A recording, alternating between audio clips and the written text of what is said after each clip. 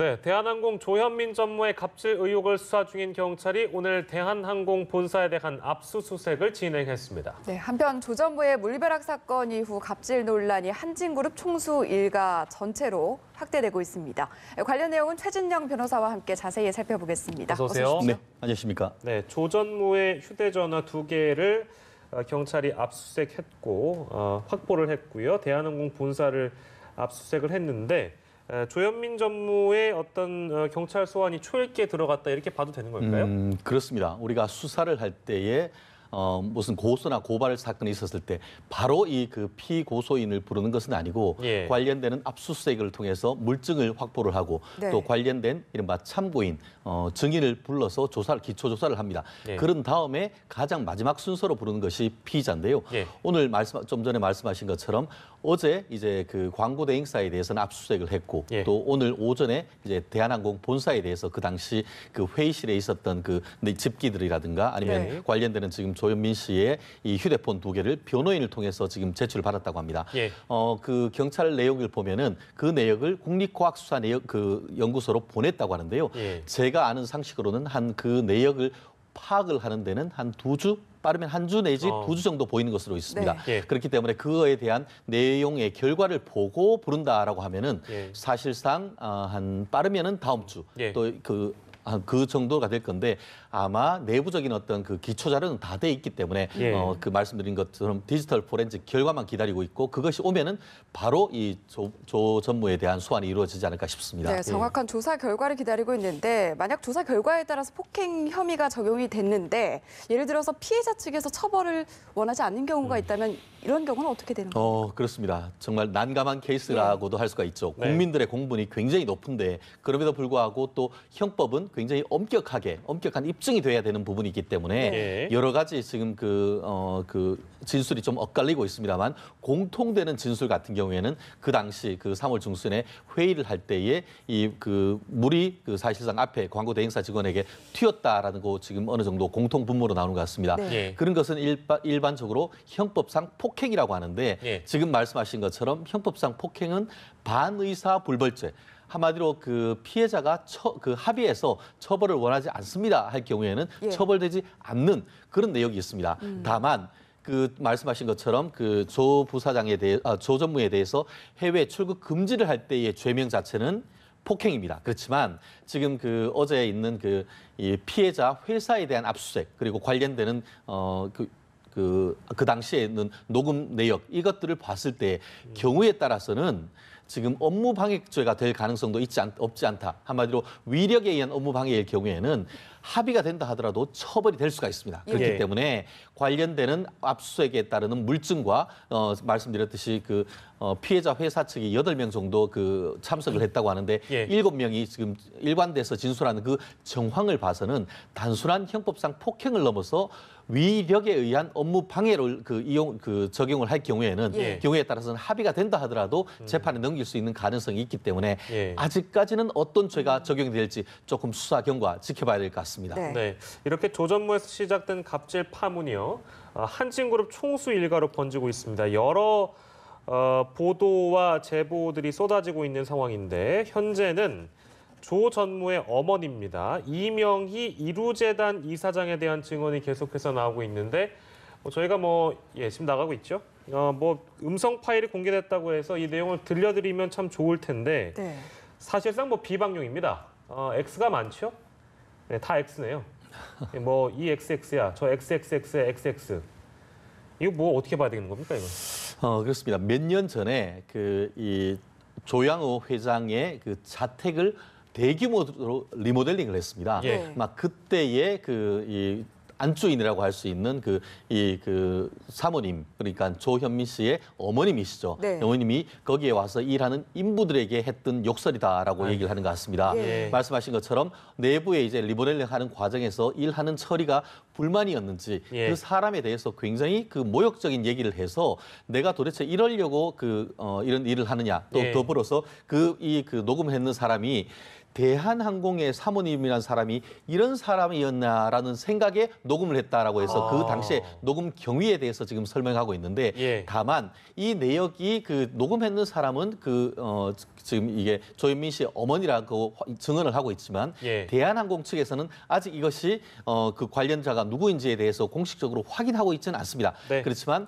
녹음했는 사람의 증언과 목소리를 비춰봤을 때에 예. 특정인으로 그 인정될 가능성이 매우 높습니다. 그렇기 예. 때문에 앞으로 이것이 지금 경우에 따라서 이 부분을 추가적으로 고소할 경우에는 모욕죄라든가 아니면 명예훼손죄가 될 여지가 없지 않기 때문에 아마 이것이 단순한 그런 해프닝을 넘어서 예. 결국 경우에 따라서는 이분에 대한 형사 책임도 그 문제될 수 있는 여지가 있기 때문에 예. 앞으로 이 부분에 대해서도 경찰이 조사를 할 것인지 그 피해자들이 고소할 것인지 좀 예. 지켜봐야 될 것 같습니다. 네, 그런데 의혹이 여기서 그치지 않고 있습니다. 계속해서 나오고 있는데 한진 계열사인 인천 하얏트 호텔, 인천공항 대한항공 라운지에서 갑질을 했다는 증언도 나왔다고 하는데 이건 어떤 내용입니까? 그렇습니다. 아마 그 인천 공항을 가다 보면은 예. 이게 공항 가기 왼쪽에 보면 아주 멋진 그 호텔이 있는데 그게 바로 하얏트 호텔이고 이 대한항공의 계열사라고 하는 것 같습니다. 여기 예. 2층에 보면은 멋진 이 공원이 있는데 거기에서 이분이 이제 그 다니니까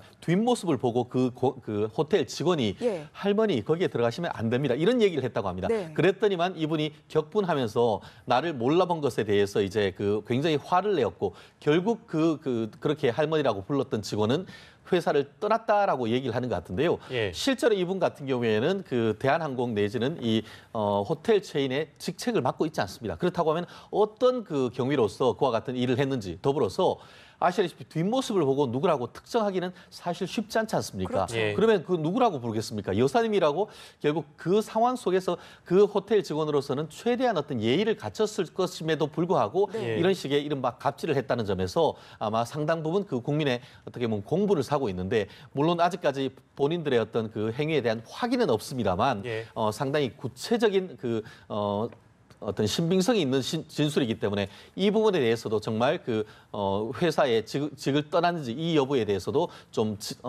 추가적인 확인이 필요하지 않을까 싶습니다. 네, 네. 워낙에 많은 제보와 증언들이 쏟아지고 있는 상황이라서 한진그룹 총수 일가의 어떤 갑질들이 굉장히 널리 보도가 되고 있는데요. 심지어 이제 조양호 회장에게 인사를 크게 했다고 해서 면직이 된 직원이 있다고 하는데 궁금한 것은 인사를 크게 했다는 것이 면직의 사유가 될 수 있는 것인가? 글쎄요. 이건 뭐 참 황당하네요. 아마 이 방송을 시청하는 사람들 입장에서는 예. 보통은 정말 그 윗어들을 보면은 밝고 맑게 예. 또 크게 인사하는 것이 오히려 네. 그것이 상례가 아니겠습니까? 예, 예. 그 상황이 어땠는지 우리가 단정할 수는 없습니다만 어떤 윗어른을 봤을 때에 상냥하게 얘기하는 것은 오히려 그것이 합당한 것이 아닌가 싶은데 예. 본인이 한마디로 심기에 어긋났다라고밖에 볼 수 없었지 않겠습니까? 예. 아마 그때의 조 회장의 마음의 상태가 어땠는지 그것까지 어떻게 직원들이 다 알겠습니까? 그렇기 네. 때문에 과연 이 말이 진실이다라고 한다고 하면은 결국 이렇게 근로기준법상 부당 해고일 가능성이 매우 높지 않을까 싶은데요. 네. 그에 따른 책임을 져야 될 가능성이 높고 예. 아시다시피 조양호 회장 같은 경우에는 부부 이외에 일남 2녀입니다.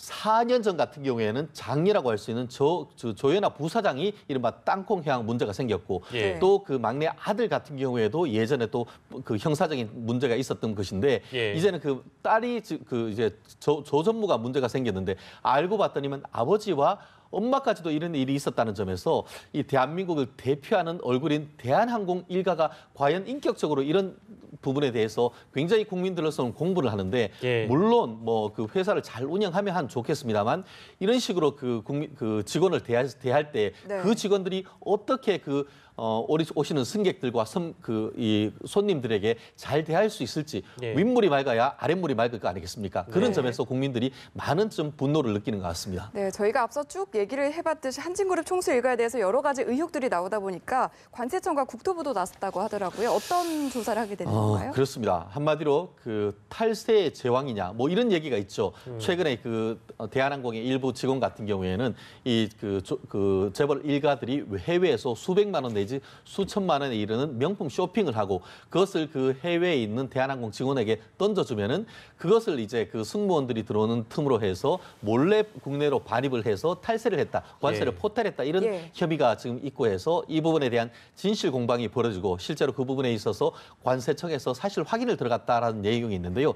다만 그와 같은 혐의에 대해 그 어떤 의혹에 대해서는 내부에서도 결국 대한항공 직원이라 한다 하더라도 들어오는 예. 관세는 일반적인 일반 여행객과 동일하게 하기 때문에 그런 일이 있기 어렵다라는 그런 반론도 있습니다. 다만 어쨌든 간에 이 부분에 대해서 의혹이 벌어졌고 지금 관세청이 사실관계를 확인하고 있다라고 하기 때문에 네. 이 부분에 대한 조사 결과 사실상 관세와 관련해서는 관세청이 이 특별사법경찰이라고 해서 경찰입니다. 그러니까 한마디로 경찰의 수사가 시작되었다 이렇게 보면 될 것 같은데 예. 그 수사 결과도 좀 더 지켜봐야 되지 않을까 싶습니다. 네. 지금까지는 권위의식에 가득 찬 총수 일가의 갑질 문제를 살펴봤다면 지금 우리가 얘기를 나눠야 될 주제는 아마도 모르겠습니다. 특권의식이라고 해야 될지. 4월 22일이 이제 장애인의 날인데요. 장애인인 척 주차 표지를 위조해서 얌체 주차를 일삼아온 운전자들이 무더기로 적발이 됐는데 중요한 건 이 안에 생각하지도 못한 인물이 포함되어 있다면서요. 그렇습니다. 그 장애인 협회가 여러 군데가 있습니다. 예. 근데 그중에 한 장애인 단체의 회장이 장애인도 아니면서 예. 그 관련되는 장애인 주차권을 발급받았고 그것을 컬러 프린터로 요즘 뭐 컬러 프린터 굉장히 좋죠. 예, 예. 그거를 뭐 5장 정도 해서 본인 가족과 지인들한테 나눠줘서 이걸 쓰게 했다는 사실도 밝혀져서 국민들에게 공분을 쌓고 있는데요. 네. 예. 아시다시피 오늘이 알고 봤더니만 4월 20일 장애인의 날이었다고 합니다. 그러다 네. 보니까 이 경찰이 장애인 단체화해서 한 달 동안 대형 병원을 통해서 병원을 비롯한 전국의 이와 같은 장애인 주차구역에 대한 일제 단속을 했는데 네. 그중에 지금 이와 같은 사람을 비롯해서 장애인 주차증을 위조하거나 일부 내용을 변조. 왜냐하면 장애인 주차증에 보면은 그 차량 번호가 적혀 있지 않습니까? 예. 그걸 이렇게 지우고 본인 걸로 이렇게 바꾼다든가 아니면은 아예 그것을 컬러 프린트를 해서 여러 장을 만든다든가 이런 걸로 해서 이른바 공문서 위조 내지는 예. 변조 및 동행사죄를 했다고 해서 지금 16명 정도를 입건을 했다고 하는데요. 예. 정말 지극히 그 불편한 분들을 위해서 이용을 해야 될 예. 주차권을 정상적인 사람들이 남용했다는 점에서 이 또한 하나의 어떻게 보면 갑질 내지는 권위의식의 발로인가 아닌가 싶어서 좀 국민들이 많이 씁쓸해하는 그런 상황인 것 같습니다. 네, 내일 장애인의 날을 앞두고 정말 분노를 일기하는 그런 사건이 아닐 수가 없는데 법리적으로 좀 더 따져보면 그렇다면 이 부분이 정말 위변조에 해당을 하는지 해당이 되면 어떤 정도의 그런 처벌 수위가 예상이 이게 되는지. 만만한 게 아닙니다. 예. 아시다시피 그 형법상의 이 공문서 위조나 변조 같은 경우에는 벌금이 없습니다.